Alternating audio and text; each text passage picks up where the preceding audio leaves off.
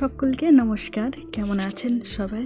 আমার নতুন আরও একটি ভিডিওতে আপনাদের সকলকে স্বাগত জানাই। আমি আশা করছি আপনারা সকলে খুব ভালো আছেন, সুস্থ আছেন, সাবধানে আছেন। নয়নতারা গাছটিতে ফুল ধরেছে দেখুন, পুরো এক গাছ ভর্তি হয়ে। আর এই গাছের ফুলগুলো দেখতেও অসাধারণ লাগে। কালারটা হালকা গোলাপি আর মাঝখানটায় ডিপ রানি কালারের। এত দারুণ লাগে দেখতে, সব সময় আমার চোখ এইখানেই আটকে থাকে। এদিকের পেয়ারা গাছটাতে প্রচুর পরিমাণে পেয়ারা ধরেছে, আর সেই পেয়ারাগুলো এখন সব পেকে যাচ্ছে। যেই বর্ষার জল পেয়েছে অমনি পেয়ারা পাকা শুরু হয়েছে। তো প্রত্যেক দিন সকালে ঝাড় দেওয়ার সময় প্রায় এক ঝুড়ি পরিমাণ পেয়ারাগুলো সব ঝাড় দিয়ে ফেলে দিই।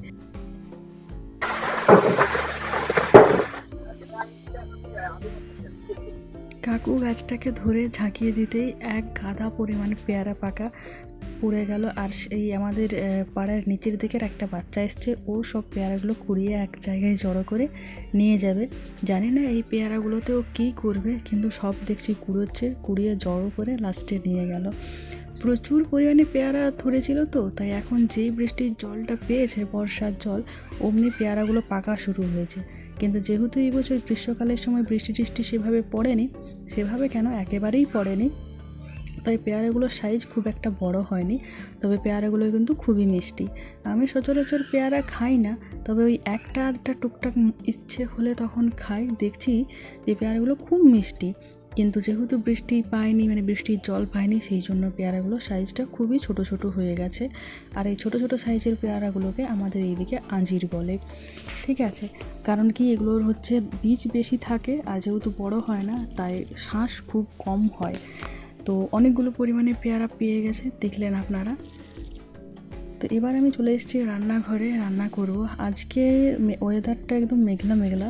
ইচ্ছে ছিল আজকে মাংস রান্না করার, কিন্তু মাংস কে আনতে যাবে সেই ভয়ে আর কি, মানে মাংস আনতে যাওয়ার লোকের অভাবে, ভয়ে নয় অভাবে, আজকে আর মাংস হলো না। পুকুরে মাছ ধরা হলো, সিলভার কাপ মাছ, একটা বড় সাইজে সিলভার কাপ মাছ ধরা হয়েছিল। সেই মাছটা থেকে আমাদের 3 ঘরে হলো, মানে আমাদের বাড়ি, কাকিমাদের বাড়ি আর রূপসাদের বাড়িতে। তো এই 3 ঘরে ভাগ হলো। আমি যেহেতু মাছের মাথা খেতে খুব পছন্দ করি, তাই মাথাটা নেওয়া হয়েছে। আর 3টে পিস নেওয়া হয়েছে, বাদবাকি আরও অনেকগুলো পিস হয়েছিল, সেগুলো সব ভাগ হয়ে গেছে। পুকুরটা আমাদের, যেটা আপনারা দেখতে পান সব সময়ই, ওই পুকুরটা আমাদের আর আমার কাকা শ্বশুরদের 2 ঘরের ভাগ রয়েছে। আমরা 2 বছর চাষ করি, আর আমার কাকা শ্বশুররা 2 বছর চাষ করে।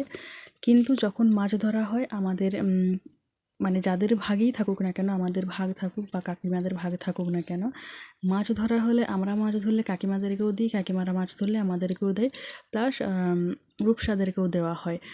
তো মানে একবার যাই বাড়িতেই থাকুক না কেন, আমাদের কিন্তু পুরো ফ্যামিলিতেই মাছ খাওয়া হয়। আর যখন পুকুর শুকনো করে প্রচুর মাছ ধরা হয়, তখন আমাদের পুরো ফ্যামিলিকে কিন্তু একটা করে মাছ দেওয়া হয়। আর এইদিকে এখন আমি মাছটা রান্না করছি। সিলভার কাপ মাছের যদি ঝোল করা হয় তাহলে খুব একটা ভালো লাগে না। সিলভার কাপ মাছের সবথেকে ভালো লাগে হচ্ছে সর্ষে পোস্ত দিয়ে একটুখানি টক করে রান্না করলে, মানে টমেটো বা আমচুর দিয়ে রান্না করলে ভালো হয়। কিন্তু আজকে আমি এটাকে একটুখানি মশলা টশলা দিয়ে বেশ ভালো করে একটু গায়ে মাখা ঝোল করে রান্না করব। খুব বেশি ঝোল করব না, ওই ঝোল করলে বললাম না যে খেতে খুব একটা ভালো লাগে না। আর সিলভার কাপ মাছটাকে আমি সবসময় কড়া করে ভেজে রান্না করি। আমার মনে হয় কড়া করে ভেজে রান্না করলে সিলভার কাপ মাছটা ভালো লাগে। যদি হালকা ভাজা হয় তাহলে ওটার কেমন যেন একটু গন্ধ করে। মশলাটা আমি কষানো হয়ে যাওয়ার পর টমেটোটা দিলাম, কারণ তরকারিটা খাওয়ার সময় যেন টমেটোটা গোটা গোটা থাকে, ভাতে মেখে খেতে পারি, তাই টমেটোটা পরে দিলাম। আমার এই সেদ্ধ হয়ে যাওয়া টমেটো, মাছের ঝোলে সেদ্ধ টমেটো ভাতে মাখিয়ে খেতে খুব ভালো লাগে। তো এই মানে একদম সাধারণভাবেই রান্নাটা করলাম। ওই তো গোটা জিরে শুকনো লঙ্কা ফোড়নে দিয়েছিলাম, তারপরে আদা আর পেঁয়াজ বাটা দিয়ে দিয়েছিলাম। বাটা মশলাটা কষানোর পরে ঘরের যে মশলা, হলুদ গুঁড়ো, জিরে গুঁড়ো, লঙ্কা গুঁড়ো, এগুলোই দিয়ে দিয়েছি। দিয়ে ভালো করে মশলাটা কষিয়ে টমেটো দিলাম। তারপর আলু দিয়ে দিয়েছিলাম একটুখানি। আলু প্রথমে দেবো না ভেবেছিলাম, তারপর আগে দেখছি আলু একটা সেদ্ধ করেছিলাম, তো এই আলুটাকেই দিয়ে দিয়েছিলাম। এবার জল দিয়ে বেশ ভালো করে ফুটিয়ে, যখন ঝোলটা ফুটছে একদম টকবক করে, তখন মাছগুলো দিয়ে দিলাম। মাছগুলো দিয়ে আর ঝোলটাকে আবারও ভালো করে ফুটিয়ে যখন গায়ে মাখা মাখা হবে, তখন এটা নামিয়ে নেব। এই যে দেখুন গায়ে মাখা মাখা ঝোল হয়ে গেছে, এটা নামিয়ে নেব। খেতে খুব ভালো হয়েছিল, আর ভাত মাখিয়ে খেতে তো আরও ভালো লাগছিল। এইদিকে আরেকজন বদমাশের কাণ্ডটা একবার দেখুন। বেড়াল এত পছন্দ করে, পাশের বাড়িতে খুব পরিমাণে বেড়াল রয়েছে আর অনেকগুলো বাচ্চা হয়েছে, এখন প্রায় 5-6টা মতো ছোট্ট ছোট্ট বাচ্চা হয়েছে। তো সব ওই বাচ্চাগুলোকে দেখতে থাকে আর খেলতে থাকে। তো এই বেড়াল বাচ্চা দেখতে দেখতে আবার এদিকে একটা শেকড় পেয়েছে, সেই শেকড়ের থেকে ছোট্ট একটা শেকড় বেরিয়ে আছে, সেটাকে সে ভেঙে ফেলতে চাইছে।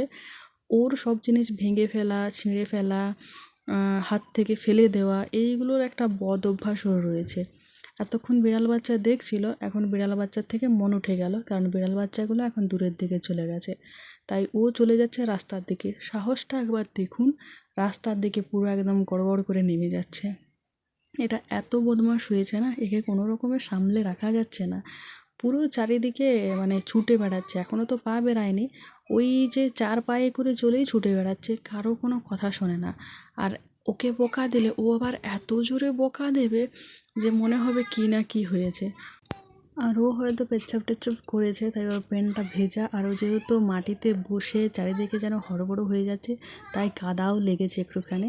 আর এই ছোট ছোট গাছগুলো একেবারেই সহ্য করতে পারে না, সব টেনে টেনে ছিঁড়ে ভেঙে যেন একাকার করে দেয়। যাই হোক, আজকের ভিডিও এই পর্যন্তই থাকলো। আশা করি আপনাদের ভিডিওটা দেখতে ভালো লেগেছে। ভালো লেগে থাকলে প্লিজ একটা লাইক করবেন, আর আমার প্রতিদিনের ভিডিও দেখার জন্য চ্যানেলটা অবশ্যই সাবস্ক্রাইব করবেন।